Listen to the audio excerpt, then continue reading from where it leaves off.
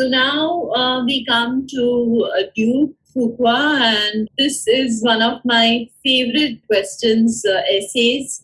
And I'll read out the question for you. It's titled 25 Random Things About Yourself. Please share with us 25 random things about you. The admissions committee wants to get to know you beyond the professional and academic achievements listed in your resume and transcript. Now let's decode this particular essay. Yeah, can I say something about this essay?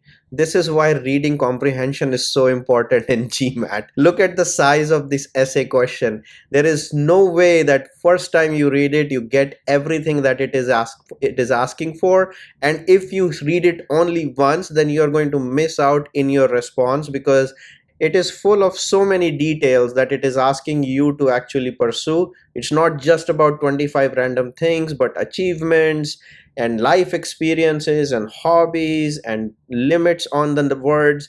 This is a whole paragraph that you have to read a couple of times before you really comprehend what it is asking and how to respond to it. It seeks a snapshot of the candidate's profile that is both playful and professional, according to me. And the essay question gives a huge leeway to the candidate as to how they can represent themselves. To answer this particular essay, you can show the qualities that competitive and MBA candidates possess, such as quick learning ability, adaptability, cross-cultural exposure, risk-taking ability, people skills, and so on, by giving relevant examples.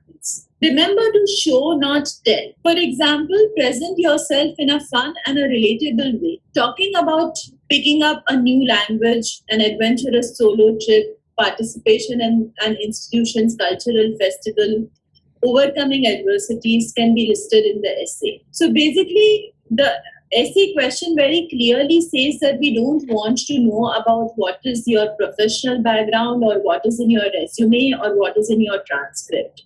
We want to know about you as a person. Unlike all other MBA essays, I would dare to say, this just challenges to select the best out of you and present it, on a personal level. So Gauri, I have a couple of reactions to this and a couple of questions for you. Thank you for sharing all those examples with us. One question I have is 750 words, 25 bullet points or 25 different experiences. What is the best way to structure this essay? Like what is the best and most effective way to actually present this? So it's a very good question. I have actually addressed this also in the upcoming slide. But to talk about it, see, it's 750 words typically comes down to 30 words per bullet point. Right. But it need not be like that. In 25 bullet points, there could be 5 or 7 sentences which are one-liners. There could be 3 or 4 that are 2-liners or 3-liners. And there could be perhaps some incidents like I have mentioned, and you could talk about an adversity. You need more time to talk about a particular event, then you could go on to use 100 words for that particular bullet point. So there is no limit per se on the bullet point itself. So they want to know 25 different things about you in 750 words. Now, how you choose to tell them is basically very clever calculation and word management that the student has to do. Yeah, and I think that is the critical balance as you spoke about, right? There are contexts and things that you could probably give in 10 words.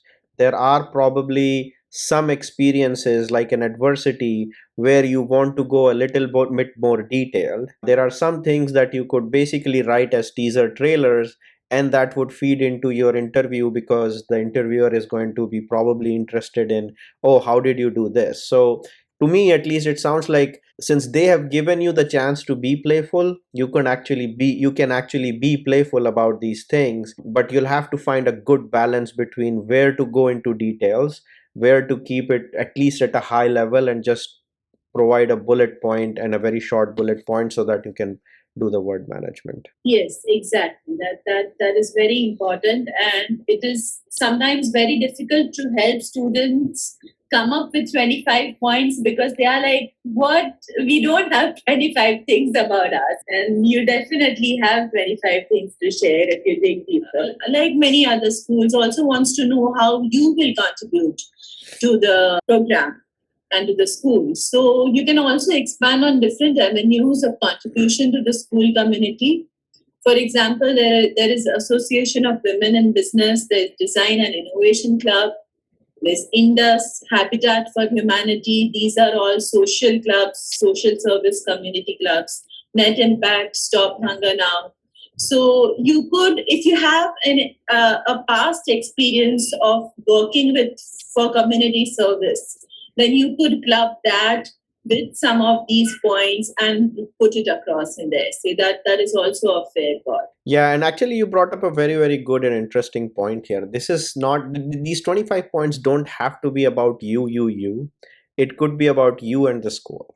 So, depending on what is your experience and what kind of leadership positions you have been, you can also talk about how that leadership position basically continues into what you can do at school. If you have been in social service or community service before, you can talk about how you can contribute there. If you have been in a leadership position, let's say in an entrepreneurship position, you can talk about how you can share your experience back in the school as well. Thanks for sharing that. Thank you, Gauri. Really, really appreciate you coming on GMAT by Example YouTube channel and discussing these really great insights.